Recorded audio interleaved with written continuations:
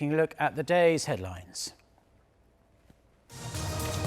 Staying home for the summer, President Moon Jae-in scraps his usual week-long vacation to focus on resolving the trade tensions with Japan and bringing North Korea back to the table for talks after its recent missile launch. South Korea's rising golf superstar Jin Yong wins the LPGA Evian Championship in France. It's her second major title this season and puts her back in the #1 spot in the women's world golf rankings. Plus, violence between police and protesters intensifies in Hong Kong during the 8th straight week of protests. Police fire tear gas and rubber bullets as protesters try and shield themselves with umbrellas.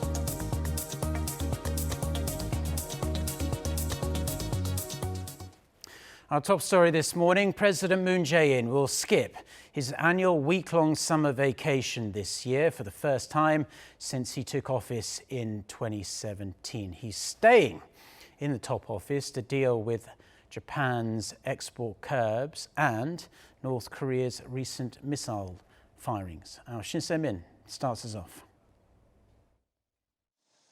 No summer vacation for the South Korean president. The top office said Sunday that President Moon Jae-in will not be taking his pre-scheduled summer break this year, originally set for the last week of July.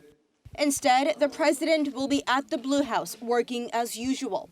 He did, however, reportedly order other top office employees to continue their vacation plans as scheduled. He is skipping this year's summer vacation to focus on the key challenges facing South Korea. Japan is reportedly preparing to expand its restrictions to other sectors by taking South Korea off a whitelist of trusted importers, a move that could seriously disturb the supply chains of more than 1,000 items. And Japan's cabinet is likely to decide on Friday, August 2nd, whether to endorse the removal of Seoul from Tokyo's whitelist. And President Moon's cancellation of his summer break may be to show his will to harden Seoul's fallback plan and send a message to Japan over how serious he is taking the issue. As well as that, North Korea's latest solemn warning over South Korea's joint military drills with the U.S., which Pyongyang showed by firing 2 of its new tactical guided weapons over the East Sea on July 25th. Also putting off a summer break, Korea's National Security Advisor Chung Eui-yong, who reportedly canceled his leave last week. The president's canceling of his summer vacation this July shows the seriousness of the issues that the country is faced with, and the presidential office has yet to confirm when the president will be taking his leave or if he'll take any leave at all. Shin Se-min, Arirang News. Now, the trade spat between South Korea and Japan over Tokyo's export curbs on Seoul has really whipped up a storm of consumer hostility against Japanese goods in South Korea. It's severely denting sales of Japanese products in this country, including luxury vehicles and alcohol. Kim Hyo-sun has more on the boycott campaign. Amid escalating trade tensions between Seoul and Tokyo, South Korean consumers are boycotting a whole spectrum of Japanese products, everything from beer to cars. According to industry sources, sales of Japanese beer at South Korean convenience store chain CU plunged 40% in July. The market share of Japan's Asahi beer dropped nearly 3%, losing its title of the best-selling imported beer in the country. The boycott against Japanese beer first began among smaller businesses, with mid-sized convenience stores in Seoul displaying stickers that said they do not stock Japanese alcohol. Over 23,000 retail outlets were participating in the campaign as of mid-July. Backed by the scorching heat and the boycott campaign picking up steam, sales of South Korean beer are rapidly increasing. South Korean beer sales have jumped as consumers are reluctant to buy Japanese beer. Eventually, it even dragged down the market share of Japanese beer in major retail stores. Japanese cars are also taking a hit. In the first half of this year, over $6 million worth of Japanese vehicles were imported to South Korea, a whopping 25% increase from the same period last year. However, the figure decreased significantly this month following Tokyo's trade restrictions on Seoul. Japanese automobiles were popular among South Koreans, but the situation will be very different in the later half of this year due to the increasing anti-Japanese sentiment across the country. While Tokyo is scheduled to decide on August 2nd whether to remove Seoul from its whitelist of countries that enjoy preferential treatment in trade, it's left to be seen whether the boycott will eventually lose steam or intensify to levels as yet unseen. Kim Hye-sun, Arirang News.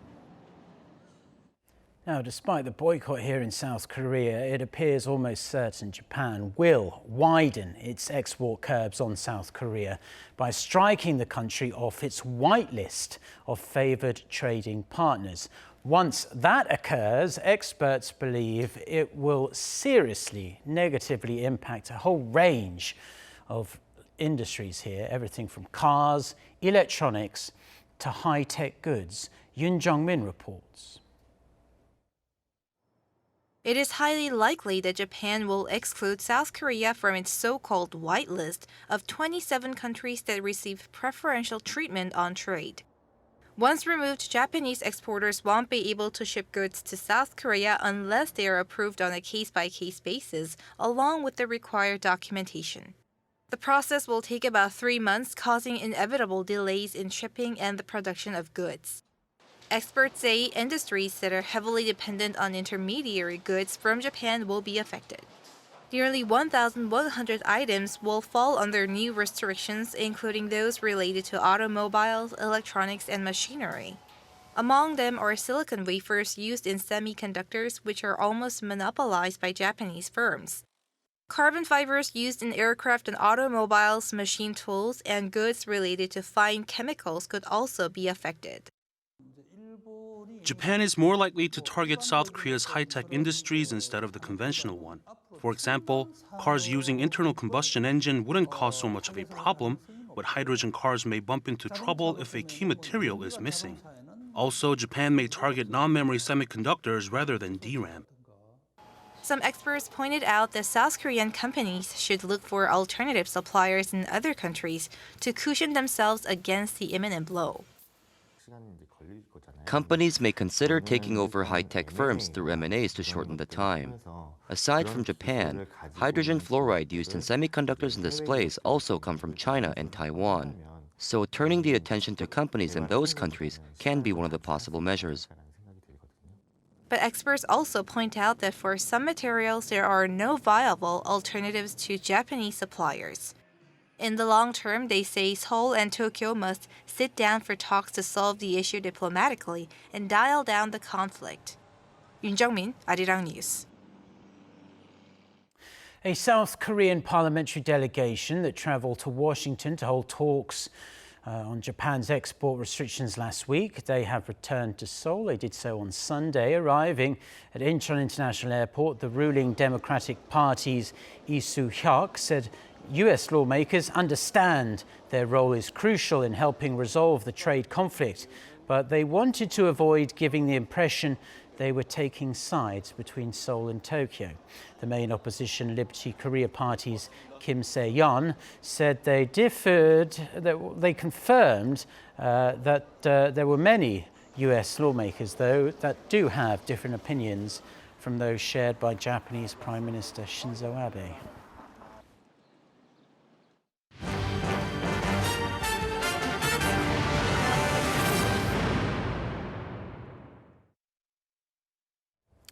South Korea's National Assembly kicks off a new parliamentary session in the coming hours. It comes after the main opposition Liberty Korea Party and the minor Bareunmirae Party submitted a request last week to address growing security concerns following North Korea's recent missile launches and the airspace violations by China and Russia. However, it isn't expected to get off to a smooth start as the parties have yet to agree on the agenda.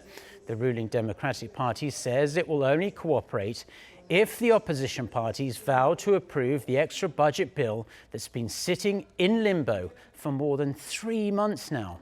The new session comes 10 days after the June session came to a close, a session which bore no fruit due to partisan wrangling. 2 South Koreans and 15 Russians detained by North Korea were released to South Korea on Sunday afternoon. They'd been held after their fishing boat broke down and drifted into North Korean waters early this month. Now, despite continued requests to repatriate the South Koreans, Seoul says it was not informed by the North about their return. Oh Jung-hee with the details.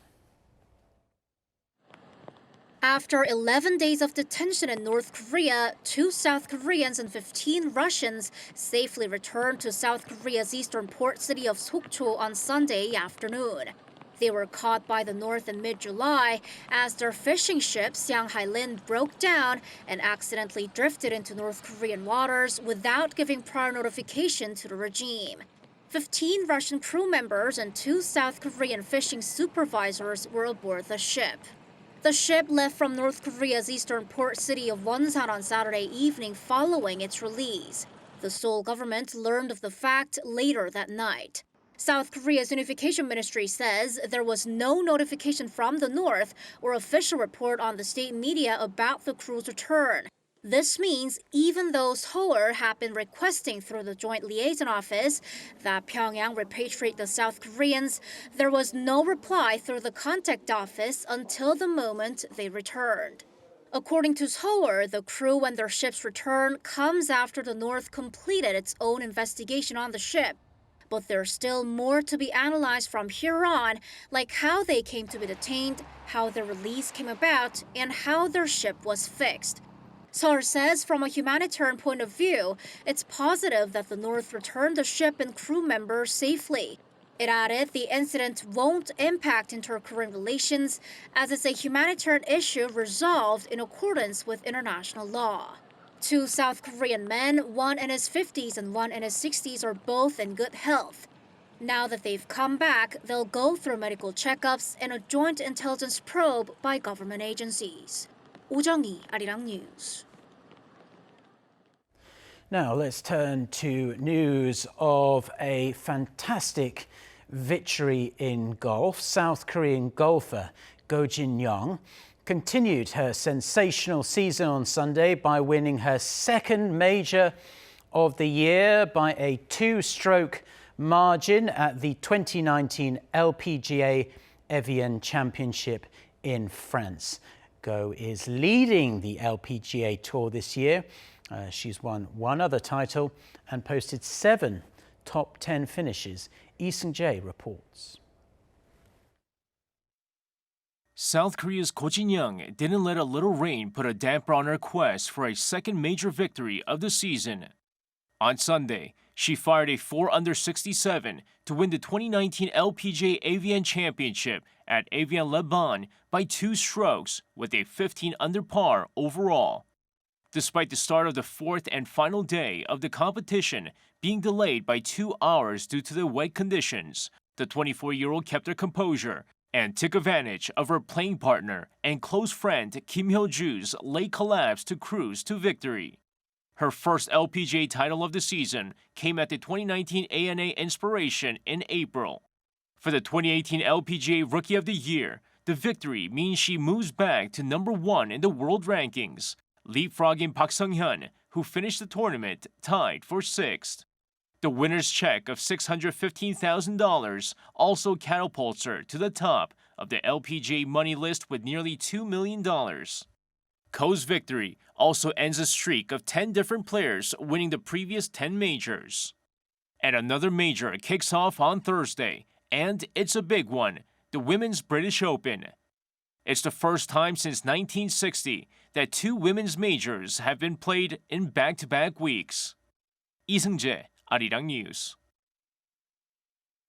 Congratulations to her. Now we are going to stay with sports. The curtain came down on the 18th FINA World Swimming Championships in Korea's southwestern city of Gwangju on Sunday night after more than 2 weeks of intense competition. Our Kan Hyung-woo has a wrap-up of all the action. With the record-setting participation of 7,500 athletes from 194 countries, the 18th FINA World Swimming Championships came to an end in Gwangju on Sunday night. Under the slogan Dive into Peace, the 17-day global aquatics competition saw 10 world records smashed, beginning with Britain's Adam Peaty's 56.88 seconds in the men's 100-meter breaststroke and ending with Team USA's 3 minutes 50.40 seconds in the women's 4x100-meter medley relay. The championships is widely recognized as one of the world's top 5 mega sporting events, along with the Summer and Winter Olympics, the FIFA World Cup, and the International Association of Athletics Federation's World Championships. By hosting the swimming championships, South Korea becomes just the 4th country in the world to have hosted all 5 major sporting competitions after Germany, Italy, and Japan. In a closing press conference on Sunday, the head of the organizing committee, Lee Yong-sup, who doubles as Gwangju's mayor, thanked FINA officials, the athletes, media personnel, and the fans for making the event such a success.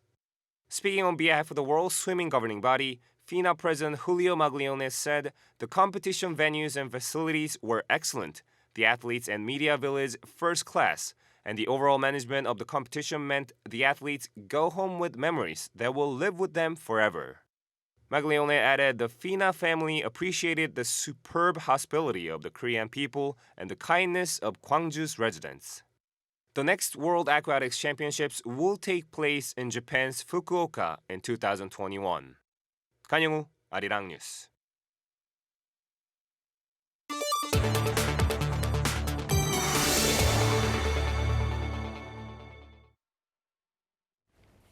Now to another chaotic weekend in Hong Kong as protests against a controversial extradition bill continued for the 8th consecutive weekend in a row. For more on this and other news from around the world, let's turn to our Hong Yu.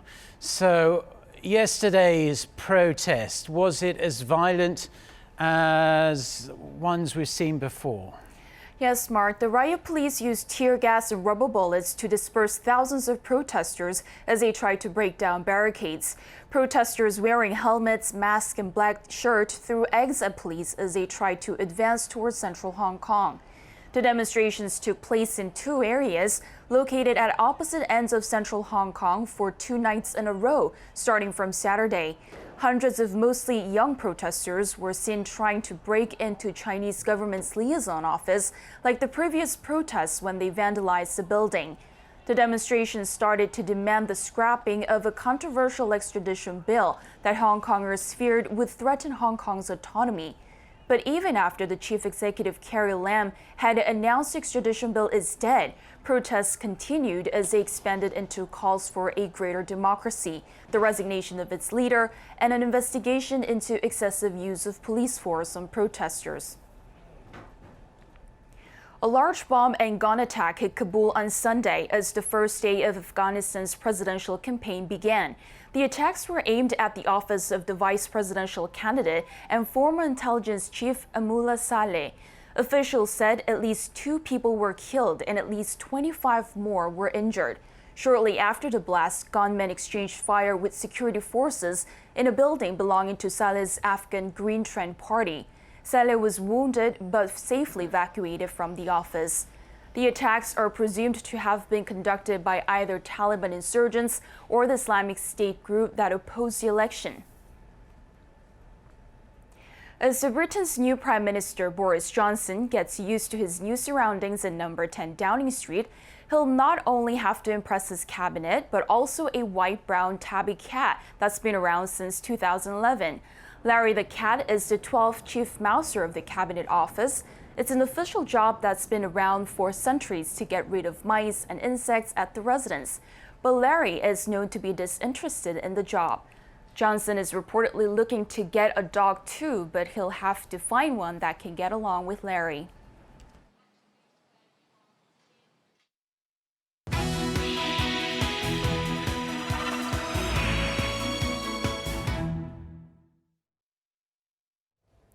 Time now for our Life and Info segment, where we focus on information useful for your everyday life. As usual, the busiest summer holiday period in South Korea is expected to fall between late July and early August, and most vacationers are expected to head to the beaches along South Korea's eastern coast, and they'll be going there by their own cars.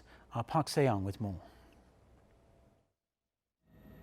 This year's summer vacation season will peak between July 27th and August 9th, with about half of all Korean holidaymakers planning to travel during those 2 weeks. According to a survey of 7,000 households nationwide by the Korea Transport Institute, an average of 4.9 million vacationers a day will hit the roads between July 25th and August 11th, making a total of over 88 million journeys. That's up 1.7% from the previous year's daily average. With over 84% of travelers saying they will drive, the Transport Ministry has declared the 18-day period this summer's peak season for highway traffic. Expressways leading out of the capital area are predicted to be the busiest on July 31st and August 1st, and they'll be the most clogged with homeward-bound travelers from August 3rd to 4th. As for getaway destinations, the most popular choice was the east coast of Korea, followed by the south coast and Jeju Island. This means the Yeongdong Expressway is likely to be the most crowded, followed by the Gyeongbu Expressway and Seoyan Expressway. To ease highway traffic during the peak season, drivers will be informed of alternative routes and the hard shoulder will be used as an extra lane. Drones will be deployed to look for traffic violations and accidents. The Transport Ministry has also announced special measures, including increasing the operations of public transportation to help reduce traffic congestion. Park Se-young, Arirang News. Now, credit cards that are lost or illegally copied while on vacation should be reported to the local police and frozen immediately. The Financial Supervisory Service has reminded people to take such precautions as cases of illegal credit card usage tend to surge in the third quarter of the year. The agency suggests vacationers reduce their credit card limits, avoid ATMs, especially in secluded areas, and keep receipts of every transaction. They should also block dynamic currency conversion, which makes travelers pay in won while abroad and charges extra transaction fees. If your cards have been fraudulently used, you should receive a police report from the local police and submit it to your card company. Now, one of the most exciting summer festivals in South Korea is back. The annual paper boat rowing race will take place between August 2nd and the 4th this weekend at Jamsil Han River Park in Seoul. During the race, participants build their own boats out of cardboard boxes and attempt to row 50 meters to a buoy and back. Awards will be given to teams with the fastest times, best designs, and first-rate teamwork. Up to 540 teams of up to 4 members each can join the event. Those interested can sign up on that website there, G-Market.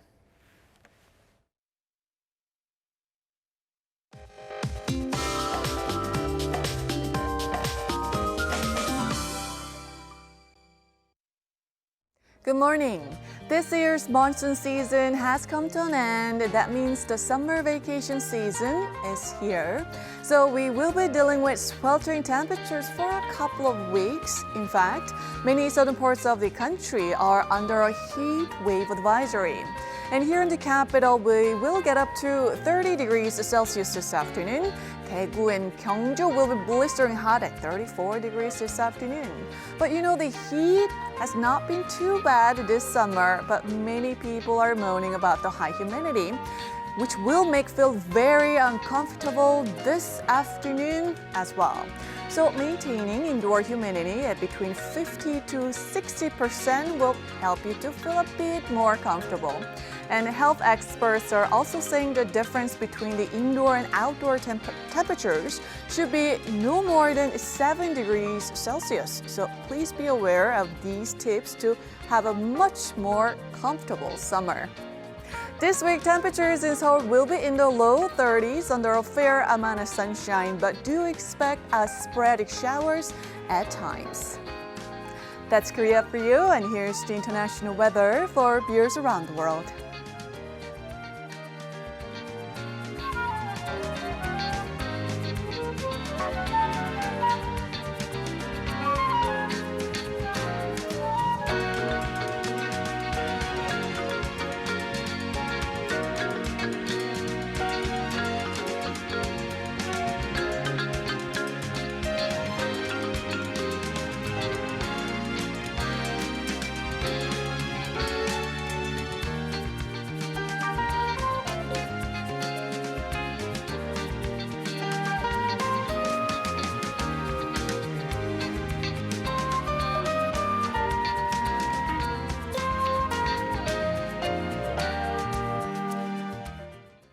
Well, that's all the news and weather we have for now on this Monday morning here in Seoul. Stay tuned to Arirang TV. Plenty more coming up, including our next newscast at noon Korea time. That's around 90 minutes from now. So until then, goodbye.